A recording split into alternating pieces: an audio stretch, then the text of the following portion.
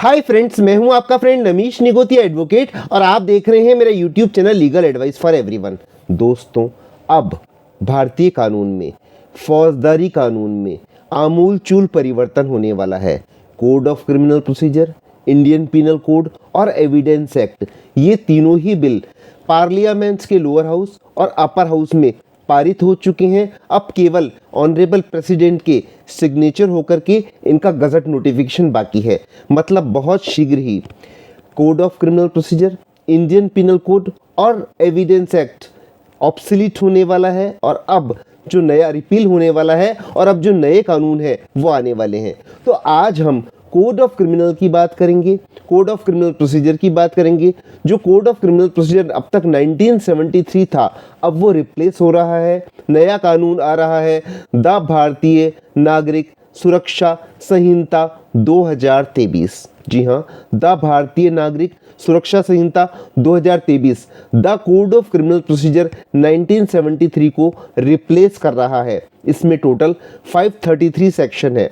जैसा कि हमने हेडिंग में देखा कि अब ये कानून किस तरह तारीख पर तारीख नहीं पढ़ने देगा, कैसे फौजदारी ट्रायल बहुत जल्दी हो जाएगी, क्या सेक्शन 193 द भारतीय नागरिक सुरक्षा संहिता के 2023 के प्रावधान हैं, आज के इस वीडियो में हम डिस्कस करेंगे। इससे पहले मैं निवेदन करूं कि यदि आपने मेरा चैनल सब्सक्राइब नहीं किया है तो मेरा चैनल सब्सक्राइब कर लीजिए और यदि आपको मेरे वीडियोस पसंद आए तो उनको लाइक और शेयर जरूर कीजिए। दोस्तों, सेक्शन 193 द भारतीय नागरिक सुरक्षा संहिता 2023, इसमें फाइलिंग ऑफ चार्जशीट के प्रोविज़न है कि पुलिस ऑफिसर जब इन्वेस्टिगेशन कंप्लीट करके जब चार्जशीट फाइल करता है, कितने दिनों में करता है, इसका क्या प्रोसीजर है और क्या नए मोड अडॉप्ट किए गए हैं जिससे कि ट्रायल बहुत जल्दी हो सके और क्रिमिनल केस में अब तारीख पर तारीख नहीं दिए और पीड़ित व्यक्ति जो है उसको जल्दी न्याय मिल सके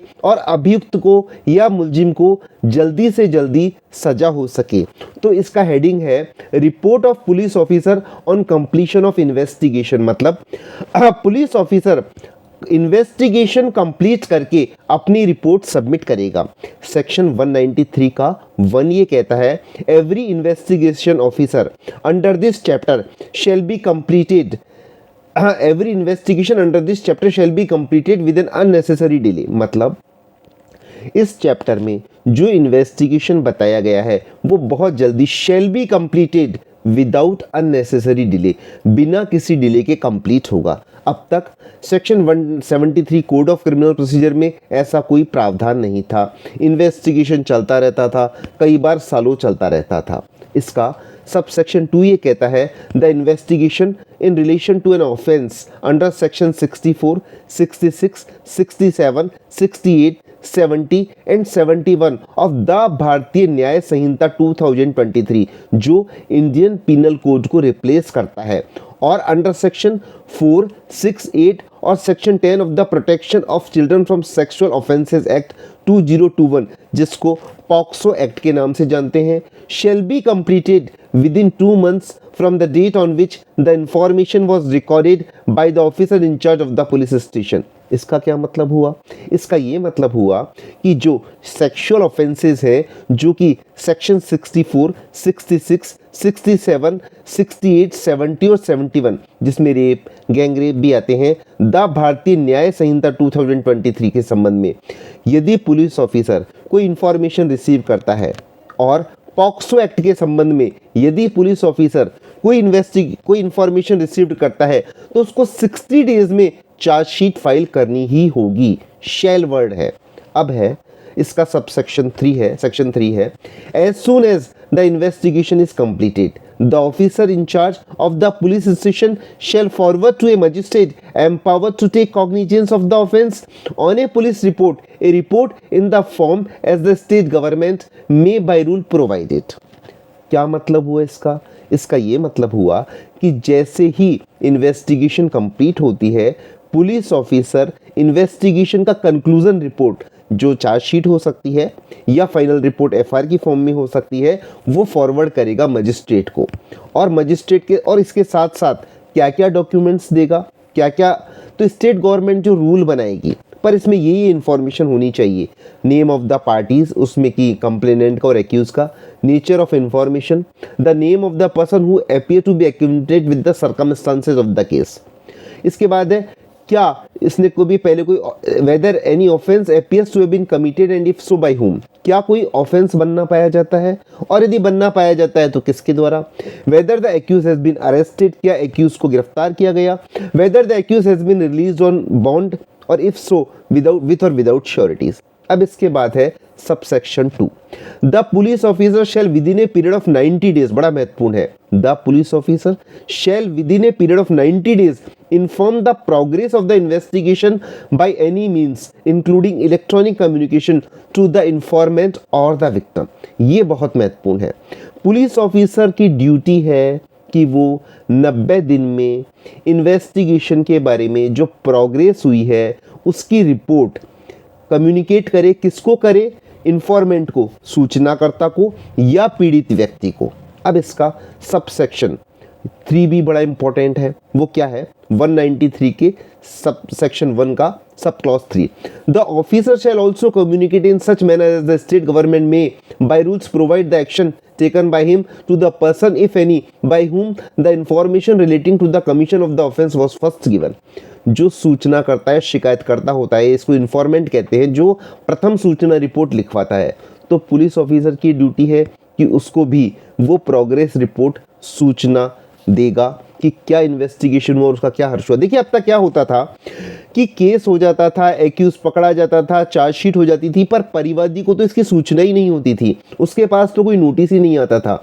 अब ये मैंडेटरी कर दिया कि पुलिस ऑफिसर वो उनकी सूचना पीड़ित को, परिवादी को, इन्फॉर्मेंट को देगा। इससे क्या लाभ होगा कि वो भी अपना केस कंटेस्ट कर सकेंगे, वो टाइमली अपीयर हो सकेंगे, अपनी गवाही दे सकेंगे और अभियुक्त को शीघ्र अतिशीघ्र सजा मिल सकेगी और पीड़ित व्यक्ति को जल्द से जल्द न्याय मिल सकेगा, क्योंकि उसको न्यायिक प्रक्रिया की जानकारी होगी, कब केस लिस्टेड हो रहा है, केस कब चार्ज स्टेज में है, केस कब प्रोसिक्यूशन एविडेंस में है, ये सब पीड़ित व्यक्ति को पता होगा।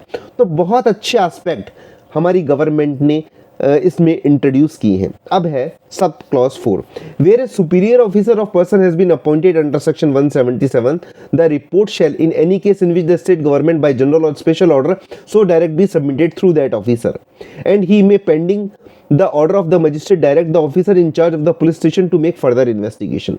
मतलब सुपीरियर ऑफिसर है, रिपोर्ट उसके द्वारा दी जाएगी और वो डायरेक्शन, मजिस्ट्रेट के डायरेक्शन के सब्जेक्ट होते हुए जो पुलिस स्टेशन को फर्दर, जो पुलिस ऑफिसर है उसको फर्दर इन्वेस्टिगेशन के डायरेक्शन भी दे सकता है। देखिए फर्दर इन्वेस्टिगेशन पर रोक नहीं है, लेकिन एक बड़ा इंपॉर्टेंट एस्पेक्ट है जो मैं अब आगे डिस्कस करूंगा।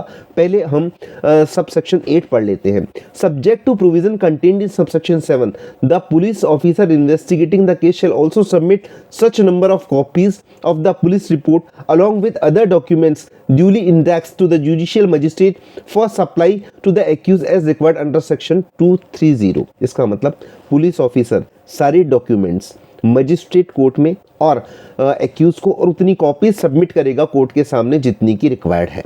अब है ये बड़ा इंपॉर्टेंट है, वो आप जानिएगा। Subsection 9, nothing in this section shall be deemed to preclude further investigation in respect of an offence after a report under subsection 3। देखिए इसमें फर्दर इन्वेस्टिगेशन को बैन नहीं किया है, लेकिन उसकी समय सीमा निर्धारित कर दी गई है।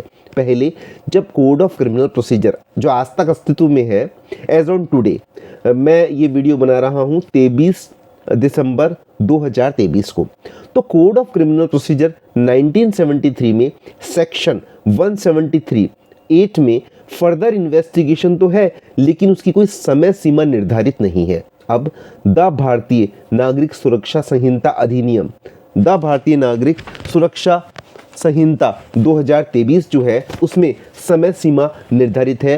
फर्दर इन्वेस्टिगेशन दो खास बातें हैं, मजिस्ट्रेट की अनुमति से हो सकेगा और 90 डेज इन मिलेंगे, फर्स्ट 90 डेज और then with the permission of the court further 90 days. इसको जानिए, मैं पढ़ता हूँ फिर एक्सप्लेन करूंगा। after a report under section 3 has been forwarded to the magistrate and whereupon such investigation the officer in charge of the police station obtain further evidence, oral or documentary, he shall forward to the magistrate a further report regarding such evidence in the form as the state government may by rules provide, provided that further investigation during the trial may be permitted with the permission of the court. किसकी permission से होगा? Court की permission से होगा. Trying the case and the same shall be completed within a period of 90 days which may extend with the permission of the court. और कितने दिन में पूरा करना होगा? 90 दिन में. इस कारण से मैं कहता हूँ कि अब फौजदारी केस बहुत स्पीडली ट्रायल कंप्लीट होगा, बहुत स्पीडली पीड़ित व्यक्तियों को जस्टिस मिलेगा. अब तारीख पर तारीख नहीं पड़ेगी. आज का वीडियो इतना ही. धन्यवाद. Thank you friends.